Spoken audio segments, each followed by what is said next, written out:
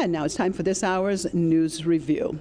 The U.S. Secretary of State Antony Blinken says it is up to Iran to resolve the deadlock over its nuclear program.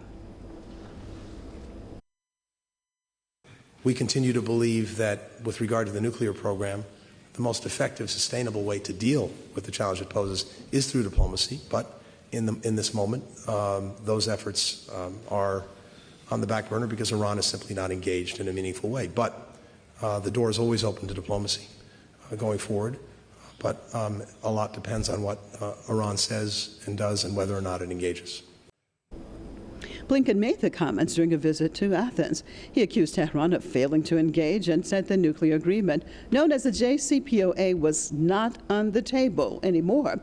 The deal was thrown into chaos when the U.S. unilaterally withdrew from it in 2018 and reimposed sanctions. The Biden administration spoke of willingness to revive the agreement, but talks were deadlocked in September. Tehran has repeatedly stressed that the JCPOA's revival depends on the verifiable removal of U.S. sanctions and guarantees that Washington will not abandon the accord again. Iran believes a strong and stable deal can still be finalized if the United States adopts a realistic approach. Well, I'd like to welcome my guest to this news review. Fuad Ezzadi, professor of University of Tehran and political analyst out of Tehran, and Fra Hughes, journalist, author, and activist out of Belfast. Thank you both for being with us. Well, let's start in Tehran. Fuad, your overall perspective on what Blinken has said today.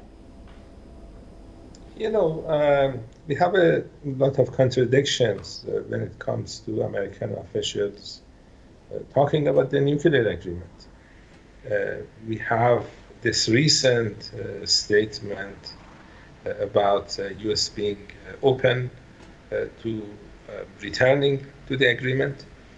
Just a few days ago, we had the same individual, Antony Blinken, talking about the idea that returning to the agreement is not a priority for the United States.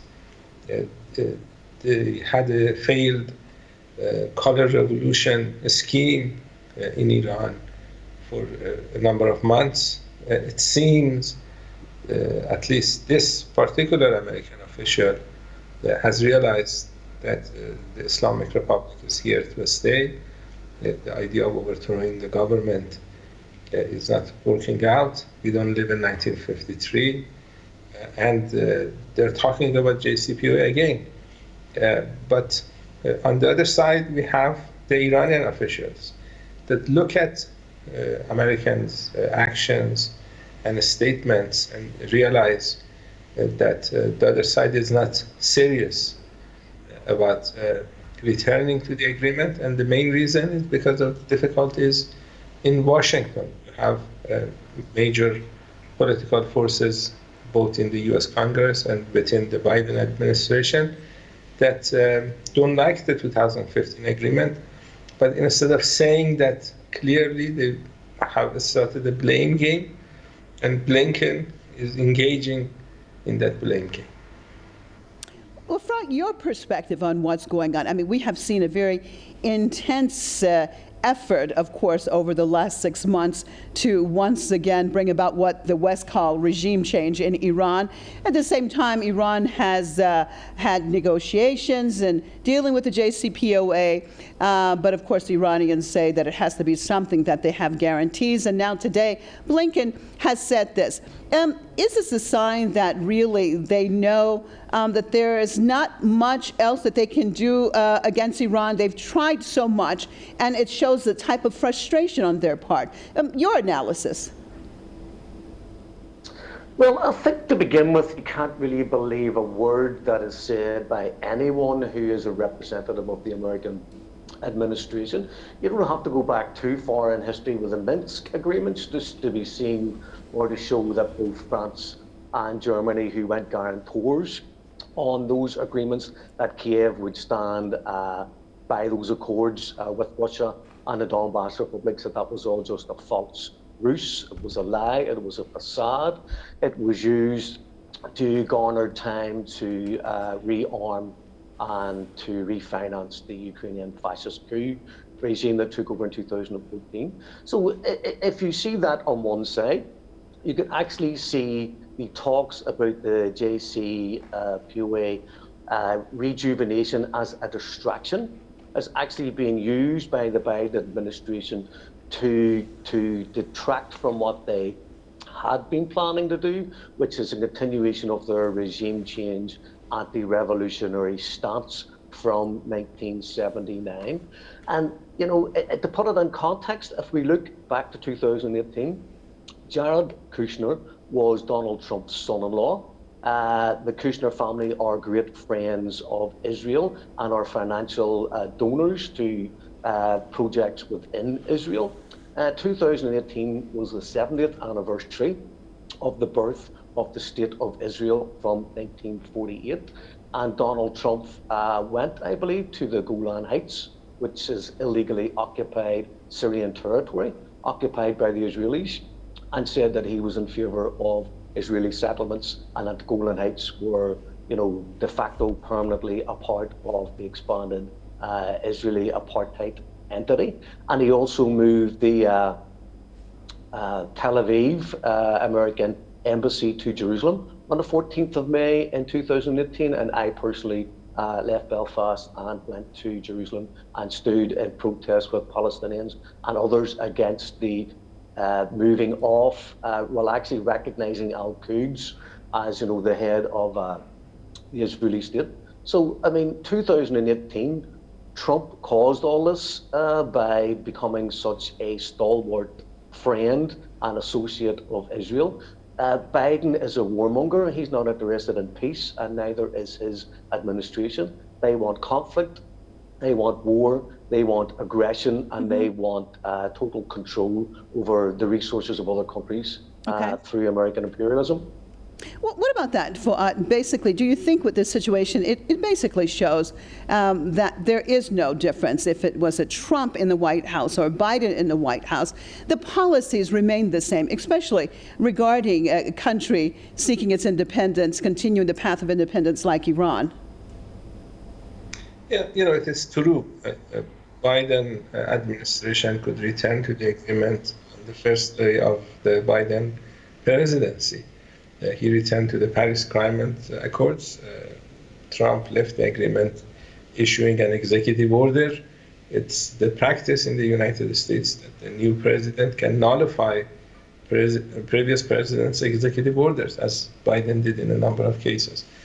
So the reason Biden did not return was because he didn't want to.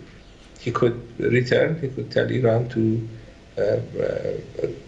do all the commitments under JCPOA under a time frame, say 3 months, give Iran a couple of months to go back to its commitments, and the U.S. could easily achieve that because we had the Rouhani administration.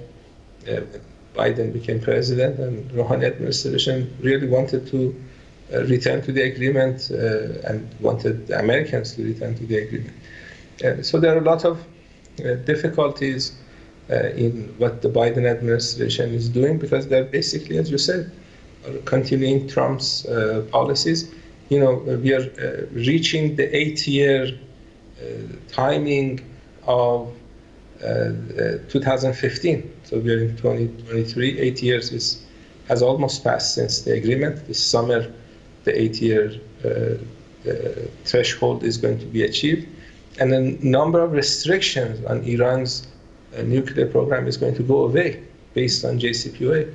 So it's the best policy for the United States to just return to the agreement and have Iran return to the agreement and have Iran achieve some of the benefits that JCPOA was supposed to give Iran. Because if that doesn't happen, it's not going to be possible for any Iranian politician to unilaterally follow an agreement that's multilateral. Well, Fran, doesn't it just prove that the U.S. is not a trusted player in the international context of things? And this is proving itself true to more and more countries are actually finding this out. And it does not work in the benefit of the United States in the long run. Well, if you want to see how trusted America is through their foreign policy, I would just suggest that we ask the people of Cuba and the people of Yemen and the people of Syria and of Afghanistan and of Vietnam and of Venezuela and of Nicaragua and of Iraq and Iran and Russia, countries that have either been under sanction or have been attacked covertly and overtly by the CIA and previous American administrations. I don't think America and Biden have any instinct whatsoever to return to any negotiations with Iran. I see this playing out as they did with Iraq. They will accuse Iran of increasing the enrichment and of trying to get an atomic bomb. And at the same time, they have just recently taken a group, I think it was an Iranian group that was on the terrorist list, off the terrorist list, and I believe that's because they may potentially arm them, and we could have another proxy war like the Contras in Nicaragua, like Iraq against Iran with the chemical weapons, like ISIS, Daesh in Syria. I think it's quite possible that America has already planned to unleash these terrorists on the unsuspecting population of Iran. I hope I'm wrong, but you know, once they take someone off the terrorist list, it means that they can then train them and that they can then have communications with them, and I potentially actually arm them, finance them, direct them, and lead them in any coming conflict with Iran. All right, and on that note, I'd like to thank both of you for being with me. Fouad Ezzadi, professor, University of Tehran, journalist, author, and activist out of Belfast, Fra Hughes. And viewers, we appreciate you being with us for another News Review.